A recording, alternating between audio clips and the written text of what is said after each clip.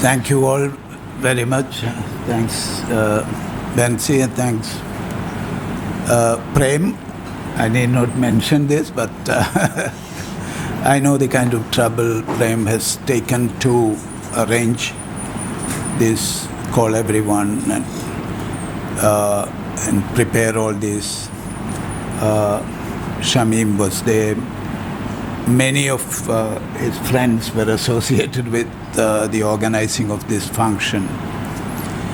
And this is an important function for me because mainly students are speaking and they are showing their love towards me.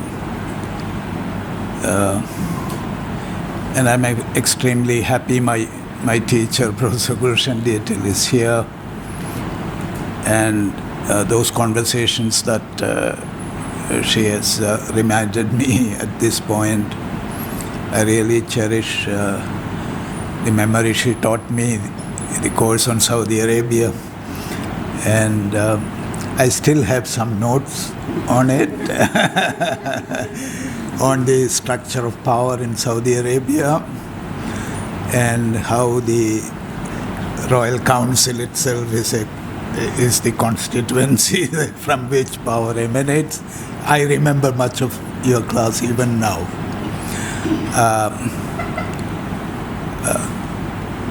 First of all, I should remember my teachers because they actually produce teachers, and I see many of my students as teachers now. Many of them spoke today. I've told this many times, students know this, but I have to say that again here. I was a physics student, as you all know, for my BSc graduation. And I finished my exams and went to Mysore, from Kerala to Mysore, where a cousin of mine, my father's sister's son, was running a clothes shop, and a tailoring shop also there. So I went to Mysore. This is the only time you got to relax a little bit. And my cousin one day told me that the person who is coming to the shop, he is a professor from the university. You can talk to him about your future. My cousin did not know what subject his professor was teaching. And that professor was in his 80s at that point of time. He was teaching in the what was called Institute of Middle Eastern Studies in Mysore University at that point of time. And he was Dr. Kesar Ali Khan, who did his PhD from Cambridge in the early 1930s and worked for his PhD under R.A. Nicholson. Nicholson was a teacher of Allama Iqbal, and it was R.A. Nicholson who published Iqbal's first famous work. As Iqbal was a BA student under Nicholson, and then for his PhD, Allama Iqbal went to Germany, as you all know. So my guru was a contemporary of Iqbal, that kind of, and who knew him, who worked with his teacher. So, a kind of, many people won't take it lightly, but, in a religious sense, I'm a non-believer, as you all know. But, my first pilgrimage, when I went to England, I went to the Cambridge University, took out the thesis of Dr. Kesar Ali Khan. He was no more, when I came for my MPhil in JNU, he got the award for classical scholars. He's a great Persian scholar. His thesis is in Persian, actually. He taught me Arabic, actually, for my Middle Eastern Studies MA. And I sent him the photos of his receiving the award from the president. Gyani Sail Singh was president at that point of time. His son wrote to me that he is no more, but he saw the photographs and others. So I should remember him for taking me to West Asian Studies.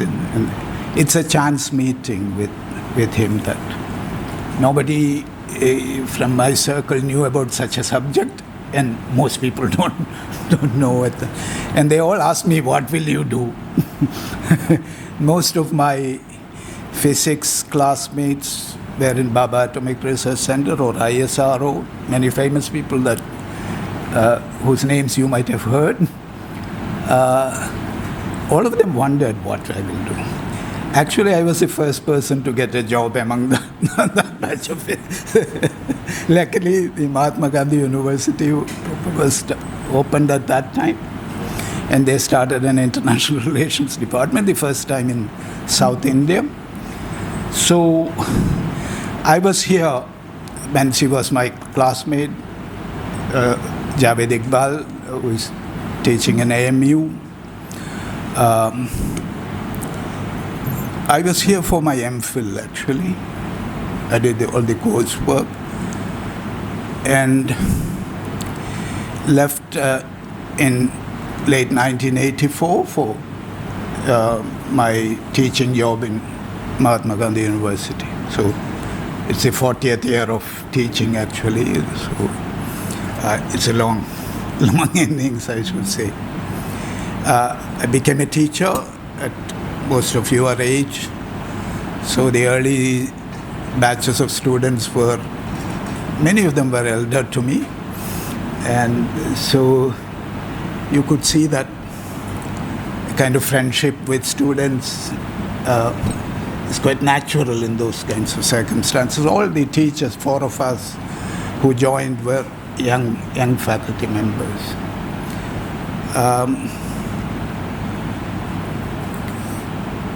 I came here in 1982. That's when Professor Datil taught me. Professor Agwani did not teach me. I knew him. He came to Mysore. I recorded all his talk in a cassette recorder and gave it to him when I came to JNU for my test. At that time, you had to come to JNU to write the test. Actually, to come to JNU, I borrowed money from a money lender from Mysore because I had to take a flight to come here because my MA exams was getting over, and the next day I had to come here, reach here for the interview, the test and the interview. I repaid that after some time, after getting the Hindu scholarship from SIS. The Hindu newspaper had a scholarship at that point of time. With Professor Agwani, as you might have heard earlier, with all the student strike and our life in Tihar jail and all those things, he was angry with me, really angry with me, because he thought I was a good student and doing all these kinds of things, etc. So, but later, much later, at least the last 2 decades of his life, he was very close. He used to ask me to send the presidential remarks of the Middle East Studies Association, Rashid Khalidi's lecture, many lectures of that kind. I used to send him those things, talk about, he was one person, and his prosecution data supervisor as well as he's one person who had contacts with the intellectuals in the region, had a name for himself. I had great respect for him when I went to Egypt in the early 90s for 1 year, working on Egyptian feminism, actually. I could hear his he was a well-respected scholar that they all recognized. So I had that respect internally, but politically it was difficult. So I remember him, and as was noted earlier, it was a position that he vacated that I came here as professor, and that's significant because he started the whole West Asian studies in the Indian School of International Studies, and we live in that legacy. Then Professor K.R. Singh, Professor Muhammad Sadiq, and yes, all these teachers I should mention. And most importantly, my supervisor for my MPhil, Professor H.H. Abidi, who again is a very good Persian scholar, an expert on Iran. And as I was mentioning earlier as well, two important developments were significant in shaping my academic career. One was obviously the Iranian Revolution of 1979, because I became an MA Middle Eastern Studies student in Mysore in 1980, few months after the revolution. And it was in the late 70s, as you know, 78, that Edward Said's Orientalism was published. So as a student in the early 80s, these two were important influences. One, you talk about post-secularism and other things now. Iranian Revolution was very significant in developing those ideas. And there was a spurt of publications on Islam and politics, etc. after the Iranian Revolution. You have seen another spurt after September 11, etc. later. But that was the time. And I worked for my MPhil on the captured documents of the American Embassy in Tehran, the WikiLeaks of that time, what was happening inside the embassy, the secret negotiations and all. I went through around 90 volumes of documents for writing an MPhil thesis. It was and going through all these eyes only, top secret, that, this. So many people think that, and I talk about movements, intellectual traditions, and they think that I don't have a typical hardcore IR work like that. I've gone through that foreign policy things. And for my PhD, I worked and I submitted it in Mahatma Gandhi University under Professor C.V. Cherian, who is also no more. I worked on American perceptions of Iran, a study in Orientalism. They know how. So combining these two, Iranian Revolution and Said's own contributions. In the 80s and early 90s, when I was completing my PhD, it's still in the 80s, there was no term like post-colonialism as a theory. That was referred to more often from the 90s itself. So in a way, it was my work was later becoming something in post-colonialism, post facto kind of thing. And so it was again in the 1980s, teaching in Kerala, with all the work, struggling to complete my PhD, etc. I was also writing a book on feminist theory in the Malayalam language with a friend of mine. And you might have seen a photograph, the former Chief Minister Achyuta Menon giving me an award for that book, Best Social Science Work in Malayalam at that point of time, K. Damodaran Award, who is also associated with JNU, this P.C. Joshi archives and other things you see. Damodaran was, in a way, the famous author of Indian philosophy and other works. So several things together. So many students used to ask me, because they are coming from particular disciplines like political science, history, sociology, etc., for their MA in Kottayam, they used to ask me, what is your discipline? Because they hear many things from me, and seems to be an eclectic person, so they want to know. It's always difficult for me to say what actually is the area. We know, we specialize on West Asia, but what kind of discipline in an intellectual sense, that's still a difficult thing for me, and I always consider that as something that is that's great, that one need not be defined by a kind of bordering principle like the Westphalian modern nation-state system. You have borders and sovereignties.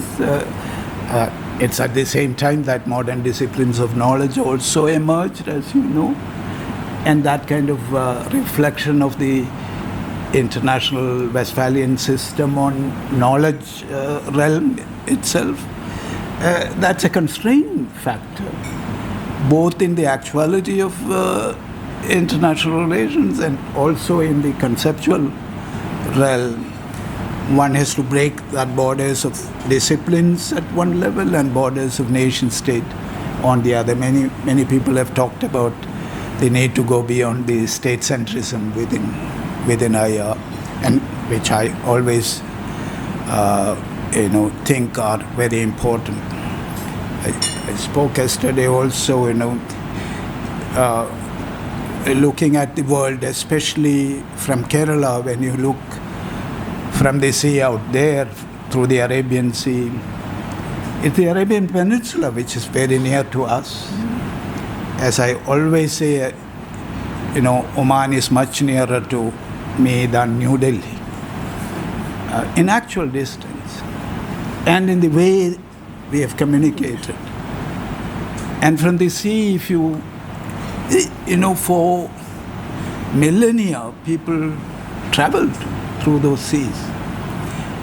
And only a kind of notion beyond the Westphalian nation-state idea that you get a sense of how interconnected we are. When I speak my language, Malayalam, for example, a whole lot of it is Arabic. Few things are from Persian as well, a lot from Sanskrit, a whole lot from Tamil, and so on. Few from Portuguese, and so on and so forth. And therefore, West Asia, in a way, is not a region out there, but something that's part of my own making. Food habits, our religions, all the great Asian religions, I always say that, and needs to be emphasized. Judaism, Christianity, and Islam, all are Asian religions. And Kerala and Tamil Nadu knew about Christianity for almost 2,000 years. It's an ancient religion for us. People in New Delhi think that Christianity is related to colonialism. That's only one part of it. It was related. But not from the place I come from. The Syrian Christian tradition, even now using Syriac language for liturgy in the churches, and so on and so forth. And Islam is a very significant religion of my state. And the Kochini Jews and others who, almost all of them have migrated to Israel now, but that's a long tradition that we had. So, as a person coming from Kerala, I'm actually shaped by all these long-term interactions. And when I study West Asia, therefore, I'm studying about myself to a large extent. It's not the other that I'm studying. People looking at West Asia along those lines have all these problems. It's always a turbulent place. This is, those kinds of barbarians and all those things that come from colonial notions about the region. I don't have that. That's not my West Asia.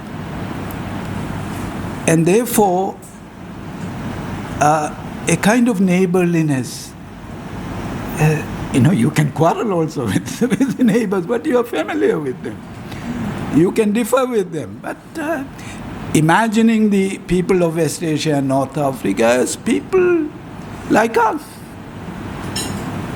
They live their lives like us. They go to cinemas. They do their prayers. They sing songs.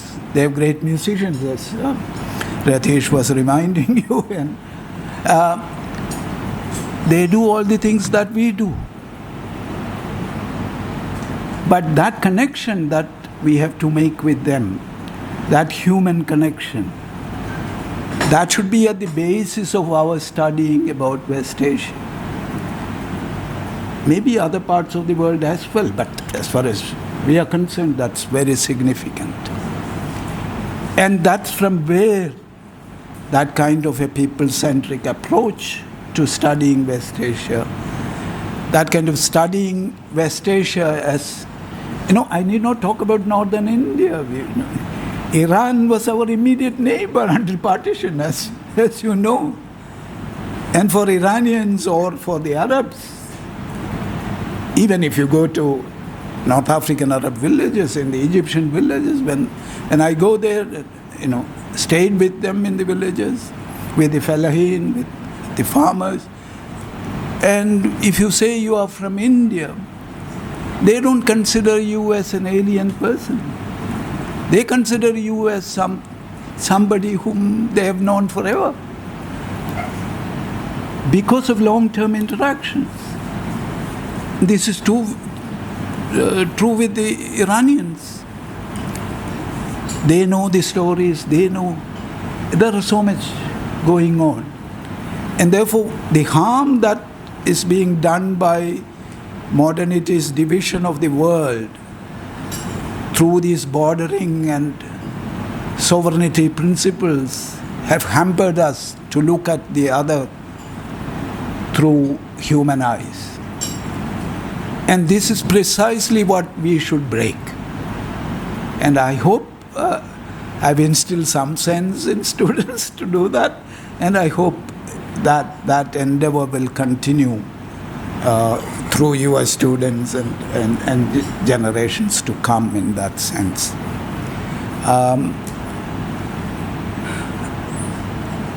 I was not one of those kinds of students during my student days or even now.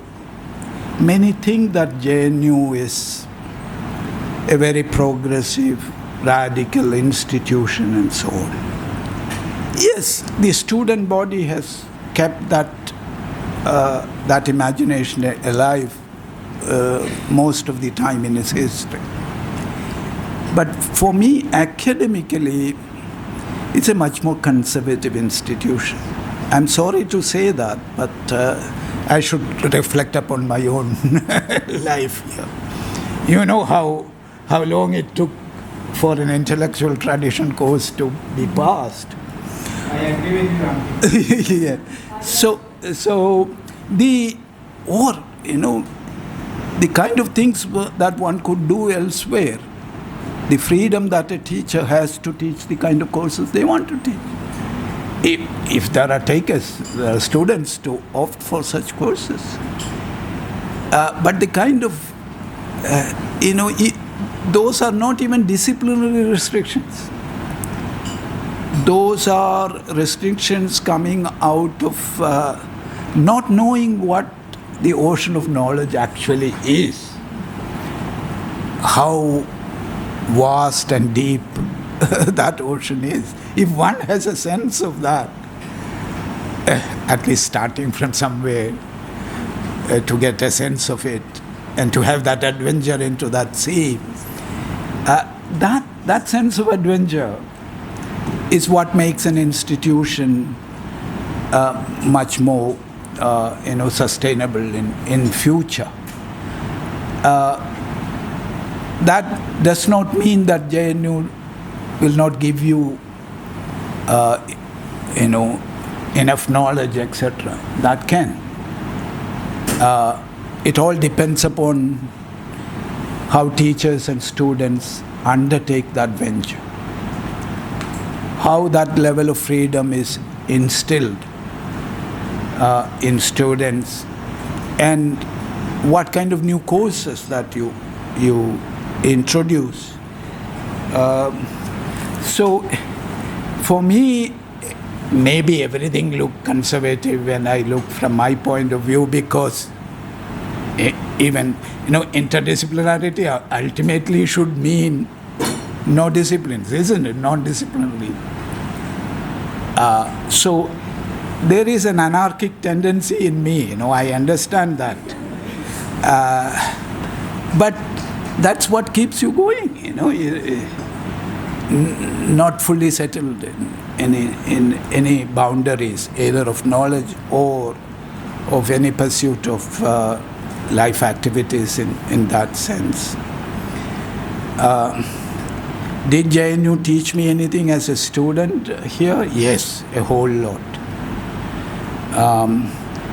Those were turbulent times. The anti-Sikh riots in Delhi. All the developments of that time. I was a first-hand witness to, never in my life I saw those many human bodies, burned human bodies in the streets. Sugadan and myself were there in Trilokpuri when these things were going on. And as a student here, one could learn what this facade of Indian democracy actually is. It's our responsibility to make it a real democracy.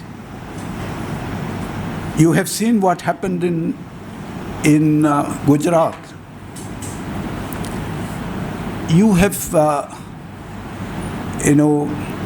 encountered so many things in the last several decades when I was growing up as a student and becoming a teacher and doing my academic work. When people see me as somebody who is sane and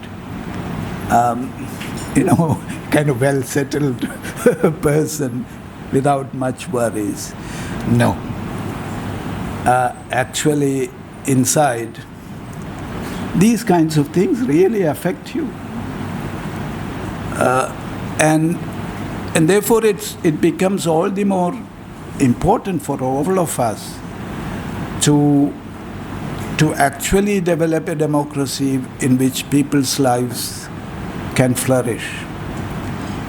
Everybody can have a safe and secure life in this land. There was a conference yesterday on Indian perspectives on IR. I've already mentioned that. For me, India's diversity is its main character, its value, and that diversity is the cornerstone of any democratic thinking in India. Its languages, cultures, religions, whatnot. And if that is the case, our endeavor to have an alternate vision about the international should come from an understanding of those diverse standpoints and perspectives, which will be the real, Gulistan, that garden where actually our lives flourish. I remember, I was, Elizabeth was mentioning about Professor U.R. Ananthamurthy, the Gyanpid award-winning Kannada writer, as you know. He was our Vice Chancellor. I knew him much earlier through my family and from Mysore as well. When I was a student, he was teaching there. He came here when he was actually undergoing dialysis alternate days in Bangalore. That was before the 2014 elections, just before that. We all knew what the result of that elections are going to be. But what he spoke, coming here as a writer, he addressed the journalists in the press club in Delhi. I was there, I was taking him, holding his hands to go up. What he said was that what I fear about, he was saying that audience, is about a strong India. I want a supple India, that's the term he used. An India which is flexible, which is for everyone, which, do not take a kind of extreme position. By all means, for a writer like him, that flexibility, it's federalism, it's linguistic diversity, it's religious diversity. If everything has to flourish, then we should have an imagination of India in that multiple kind of vision about it. And without multiplicity, what is democracy all about?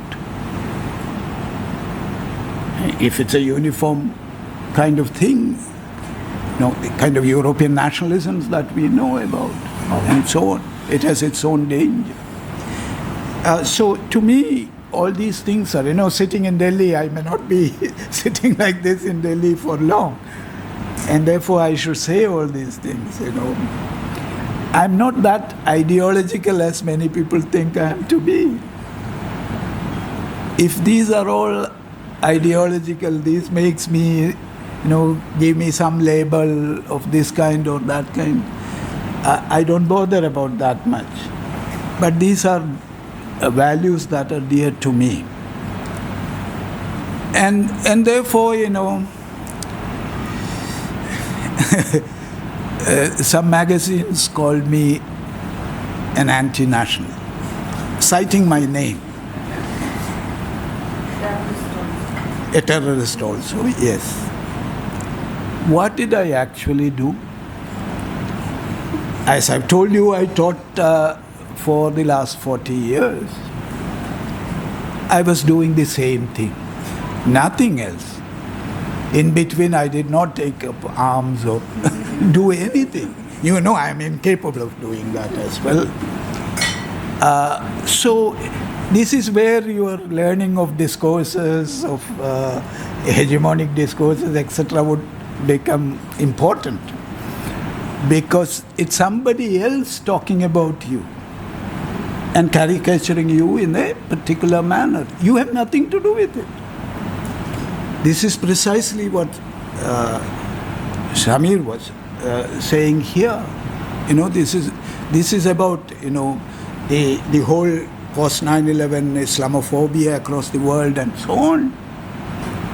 This has nothing to do with the life of ordinary Muslims. It is a discursively constructed reality about them. It's not their reality. They have nothing to do with it. My case is the typical example. I did not do anything else than what I was doing previously and after that also. So how discourses can... This is exactly what happened in Iraq and Afghanistan, we know. Already a discursively constructed idea about Islam and about West Asia. And ultimately, that itself can be used to create that enemy. And once you create the enemy through these discourses, they can be destroyed. They have to be fought. But that fighting is actually with weapons, with intervention, with suppression. This is what happened. And therefore, mind your words. The discourses that we do have implications. They are sometimes sharper than swords. And that is why one should take intellectual activity, academic activity seriously. And if I have done anything in the center and in the school and in the university, at least to show the seriousness of the endeavor that we are engaged in, because that's very, very significant. I hope we will learn values of liberty, of freedom, through, not simply as an idealistic kind of thing. It's something that we have to cultivate as a personal virtue. Interdisciplinarity for me, I always say that it is a trait of an academician. Not joining together several disciplines, etc. It's our way of looking at the world. So some of these things, that sense of freedom, I'll stop with that. If you have a good voice, you can sing well. People like to listen to you. But if you learn through the hard way, whatever system of music that you want to undertake, that may take 10, 15 years to learn. But after that, you have a higher level of freedom. You understand all kinds of music. And your singing is very different. At the realm of knowledge, this is precisely what I enjoy, actually. And I hope a sense of that you might have got from interacting with me or through my classes. Intellectual activity, that aesthetics of knowledge, is something that is very important. That's really where the passion comes in. Really where I want the students to get that sense of pleasure when they engage in difficult kind of knowledge. And if that is achievable, what else? You see, you have the freedom to move across all these domains of knowledge and things like that. So I hope, I've left something here after all these years through the blessings of my teachers, through my own experience in the difficult Indian life that we all undertake at this juncture of the life of the Republic, as an academic and as a person, that kind of my life, not only the struggles in JNU, but earlier I was much more involved in social movements of various kinds. One thing that I look forward to do is those kinds of things by going back to Kerala as well. So don't worry, I will not be sitting idle anywhere. So that's not what's going to happen. Even now I get a sense of how people are waiting for me to be there. So I'll be active in whatever manner. And now at least I have the freedom. I need not apply for casual leave or this or that. Not go through that process to do whatever we want to do. And, one good thing for me was students who differed with me ideologically, who did not like my point of view, etc., but they have also shown great respect to me. which I really value very much, because people who agree with me, obviously they are with me, no doubt about it.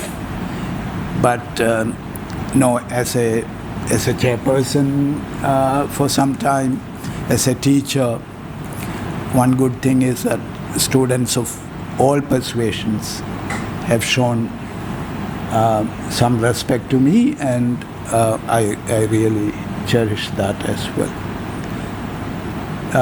Nothing more. I think I should thank Professor Pradhan for being here.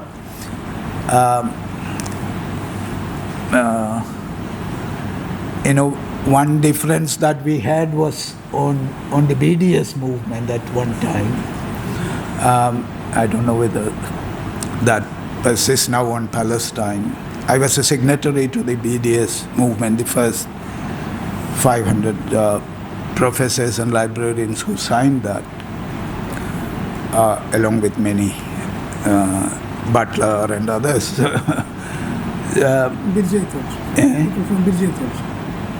Besides, yes, besides university teachers and so on. We had those debates whether that's the right position to take or not, and so on. Somewhere in, because that's also important, the question of Palestine at this moment, when the people of Gaza, they are really facing the brunt of a colonial settler state, unleashed like anything without any control. I am a great admirer of Machiavelli. Many people don't know that. Not the Machiavelli that is being taught in the realism of the IR theory. The other Machiavelli, the other side of Machiavelli, of discourses on Livy, of those plays that he has written, the poems that Machiavelli has written, the performances that he had made in Florence, and the person who believed in the power of the people.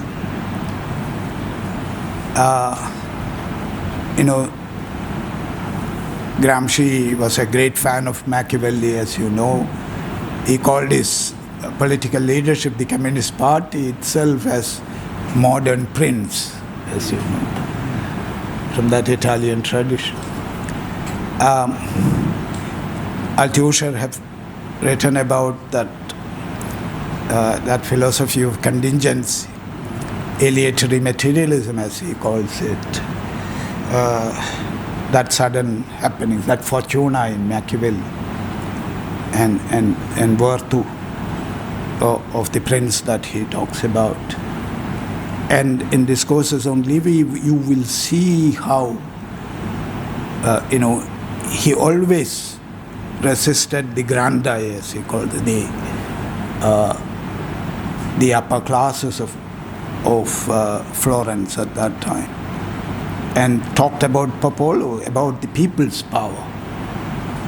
And that's why Hannah Arendt and others call him a revolutionary thinker. So that Machiavelli, that revolutionary Machiavelli, is important to me as well. So the reality of international politics and what's going on in Palestine at this moment of time, we know how dangerous international politics could be. Those notions of political realism that you are familiar with, not of Machiavelli, by all means. Keep him away from those analyses, I should say. So how inhuman it can be. So also one should, as West Asian Studies students also, we should reflect upon what's going on there. It's not our petty ideological difference that should come here. It's not about who is fighting and whether they should do that or not. No, that's not the question. The question is, whether a people can be subjected to such level of violence. Is there some humanity left in us? Those kinds of questions, really. I hope linking those things with our own way of looking at the world would be something that I really want to state once again, and I hope you might have learned something from those things. Lastly, I should say I'll be going back to Kerala, again looking at the world from the Arabian Sea. I will follow the monsoon in the reverse order, and through Africa, through the Mediterranean, through Europe, through America, to Asia, and back. I'll still keep my eyes open and look at the world. It's a beautiful world out there. Thank you very much.